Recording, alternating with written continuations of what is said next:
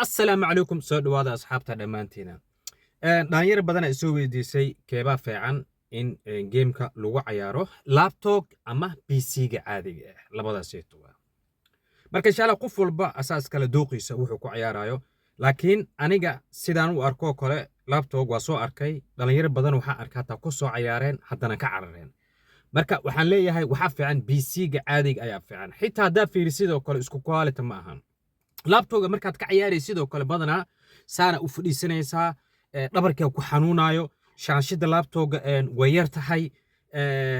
waxyaalo badan kuma qaadayo sababtoo markaad soo dejinaysid gameka markaad soo dejinaysid GTA go kale hadaa rabtid inaad ciyaartid oo kale PUBG waa ku ciyaari kartaa Apex-ka waa ku ciyaari kartaa gameka halka xab la soo dejinayo kale laakiin GTA 5 markaad ku ciyaaraysid sidoo kale waxaad u baahan tahay ko GTA-ga inaad soo dejisid labo navida baalkaana dhaha inaad soo dejisatay saddex waxaad u baahan tahay GeForce waxa la dhahay u baahan tahay Rockstar waxa la dhahay u baahan tahay 5MK u baahan tahay marka laptopga wixii marka ma xamili karo game ahaan hataa kuma raaxaysan kartid sababtoo shaashada yar wixii dhanaa kula yar laakiin hadaa leedahay kale bis waxaan rabaa hal ma inaan iska ordo ku caada marka arkood culays ku noqonaya waa ka bixisa service-kii waa soo laabanaysa taas waxa si dheer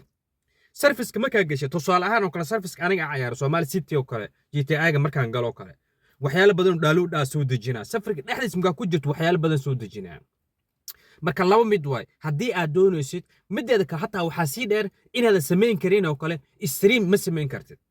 stream ahaan oo kale haddii aad rabto live inaad soo gashid oo kale whatever live message soo galisid YouTube ha aado Facebook ha aado Kick ha aado